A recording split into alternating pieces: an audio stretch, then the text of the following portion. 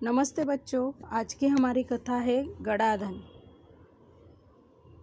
सुंदरपुर गांव में रामदीन नामक एक किसान रहा करता था।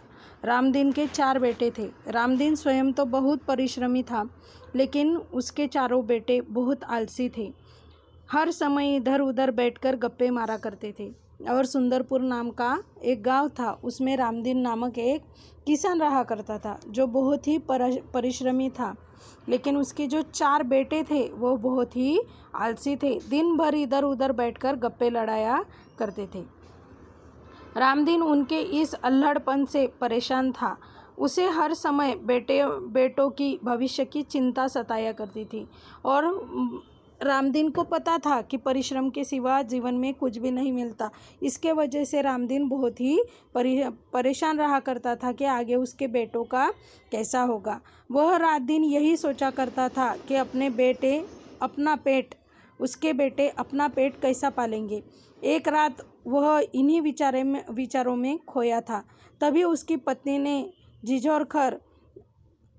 झिझोरते हुए उसे एक उपाय सुझाया। उपाय सुनकर वह कुछ देर सोचता रहा, फिर एकाएक खुशी से उछल पड़ा। और वैसे ही सोचते सोचते चिंता में मगन जब रामदीन था, तब एक दिन उसकी पत्नी ने उसे एक उपाय सुझाया और उसने सोचने के बाद वह बहुत ही खुश हो गया। अगली सुबह रामदीन ने अपने चारों बेटों को बुलाकर कहा, मैं और तुम्हारी माँ अब बूढ़े हो गए हैं। हम दूर तीर्थ यात्रा पर जा रहे हैं। मैंने खेत में धन गाड़कर छिपा रखा है। यदि कोई ज़रूरत पड़े तो उसे निकाल कर उपयोग कर लेना। और वह अपने चारों बेटों को बुलाकर कहता है कि मैं और तुम्हारी माँ अभी बहुत बूढ़े हो चुके हैं, तो हमें तीर्थ यात्रा पर जाना है।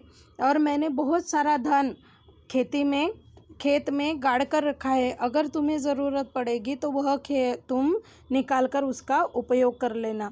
गड़े हुए धन के बारे में सुनकर बेटे खुश हो गए। उन्होंने अपने पिताजी को खुशी खुशी तीर्थ यात्रा पर जाने के लिए कह दिया। और जैसे ही बच्चों को अपने पिता ने गड़े हुए धन के बारे में जानकारी प्राप्त हुई, वह खुश हो गए और उन्होंने खुशी खुशी अपने माता पिता को तीर्थ यात्रा जाने दिया। वे मन ही मन खुश हो गए। अब कुछ दिनों तक पिताजी का बंधन भी नहीं उन पर रहेगा। और वह खुश हो गए कि हमारे पास तो बहुत धन आ गया और अभी तो हमें हमारे पिताजी का बंधन भी नहीं है, तो हम अकेले जो मन में है वह कर सकते हैं। रामदीन के जाने के बाद कुछ दिनों तक तो सब कुछ सामान्य तरह चलता रहा। उसके बाद पास का धन और घर का धान्य समाप्त होने लगा। और क्या हो गया, जब रामदीन चला गया तो कुछ दिनों तक वह बहुत खुश रहे, क्योंकि घर में तो अनाज भरा पड़ा था, पैसे थे, वह सब उनको प्राप्त हो गए। और कुछ दिनों बाद लेकिन धन और अनाज सब समाप्त हो गया।